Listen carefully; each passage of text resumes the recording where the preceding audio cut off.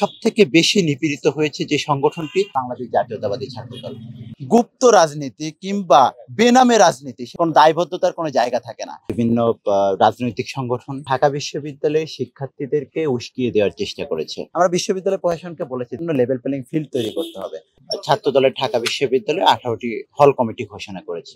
দেখেন, গতকালকে আমরা দেখেছি, আমরা বাংলাদেশ জাতীয়তাবাদী ছাত্রদল ঢাকা বিশ্ববিদ্যালয় তার সাংগঠনিক যে কাঠামো, সাংগঠনিক অতীতের মতোই সাংগঠনিক কাঠামো অনুযায়ী আমরা ছাত্রদলের ঢাকা বিশ্ববিদ্যালয়ে 18টি হল কমিটি ঘোষণা করেছি। তো সেই ঘোষণার প্রেক্ষিতে আমরা দেখেছি যে সারাদিন সামাজিক যোগাযোগ মাধ্যমে ঢাকা বিশ্ববিদ্যালয়ের কিছু একদম উদ্দেশ্যপ্রণোদিতভাবে বিভিন্ন রাজনৈতিক সংগঠন এবং সেই সংগঠনের নেতা এবং কর্মীরা বিভিন্নভাবে ঢাকা বিশ্ববিদ্যালয়ের শিক্ষার্থীদেরকে উস্কিয়ে দেওয়ার চেষ্টা করেছে যে ফল রাজনীতির মাধ্যমে নতুন করে গেস্ট রুম, গণরুম, নিপীড়নমূলক রাজনীতি ব্যবস্থা ঢাকা বিশ্ববিদ্যালয়ে চালু হওয়ার তারা আশঙ্কা করেছে।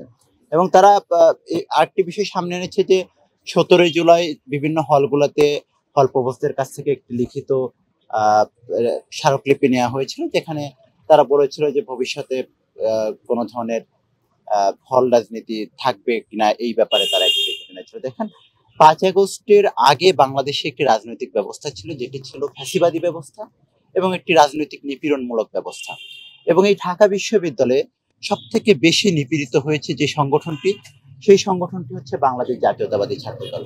সেই বাংলাদেশ জাতীয়তাবাদী ছাত্রদলের নেতাকর্মীরাই কিন্তু এই গেস্ট রুমে, গণরুমে সবথেকে নিপীড়নের শিকার হয়ে তাদের যে রাজনৈতিক এবং সাংবিধানিক অধিকার, সেই অধিকার থেকে বঞ্চিত হয়েছে এবং বিভিন্নভাবে ঢাকা বিশ্ববিদ্যালয়ে তাদের শিক্ষা কার্যক্রম বাধাগ্রস্ত হয়েছে।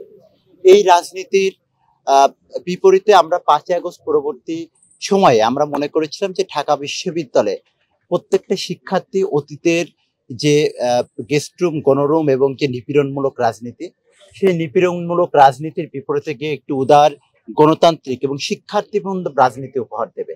কিন্তু আমরা 5 আগস্ট পরবর্তী সময় থেকে দেখেছি ঢাকা বিশ্ববিদ্যালয়ে, প্রথমে ঢাকা বিশ্ববিদ্যালয় এবং হলগুলোতে একটি বিরাজনীতিকরণের চেষ্টা করা হয়েছে এবং সেই রাজনীতিকরণের মাধ্যমে শিক্ষার্থীদের যে গণতান্ত্রিক সাংবিধানিক অধিকার, যেটি বিগত ফ্যাসিস্ট আমলে ব্যাপকভাবে বাধাগ্রস্ত করা হয়েছিল শেখ হাসিনার নেতৃত্বাধীন ফ্যাসিস্ট সরকার, ঠিক একইভাবে একটি কতিপয় গোষ্ঠী আমরা দেখলাম যে 5 আগস্টের পর থেকে সেই সাংবিধানিক এবং রাজনৈতিক অধিকারকে পুনরায় বাধাগ্রস্ত করার চেষ্টা করেছে।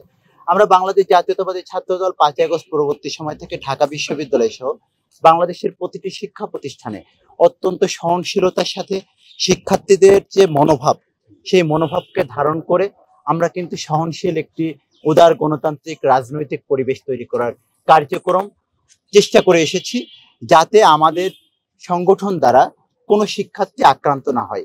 এবং আরেকটি বিষয়, আমরা বিশ্ববিদ্যালয়ে 5 আগস্ট পরবর্তী সময়ে ঢাকা বিশ্ববিদ্যালয়ের প্রশাসনের সাথে আমাদের সাথে যখন আলাপ আলোচনা হয়েছে, তখন ঢাকা বিশ্ববিদ্যালয় প্রশাসনকে আমরা অবগত করেছিলাম যে দেখেন, বাংলাদেশের এই ঢাকা বিশ্ববিদ্যালয়ে 5 আগস্টের পূর্বে সময়ে বিগত 17 বছর ধরে যে আন্দোলন আমরা করে এসেছি, সেই আন্দোলনটাই ছিল এদেশের জনগণের যে গণতান্ত্রিক অধিকার, একই সাথে শিক্ষার্থীদের যে রাজনৈতিক বা গণতান্ত্রিক অধিকার। আমরা 5 আগস্ট পরবর্তী সময় থেকে ঢাকা বিশ্ববিদ্যালয়ের প্রত্যেকটি হলে, আমাদের আগে প্রত্যেকটি হলে কিন্তু বিভিন্ন ছাত্র সংগঠন বিভিন্ন নামে, বেনামে এবং তাদের নিজেদের নামেও কিন্তু তারা তাদের কার্যক্রম পরিচালনা করে এসেছে। সেই কার্যক্রম পরিচালনা করার সময় কিন্তু এই ধরনের কোনো মব পরিস্থিতি তৈরি হয়নি।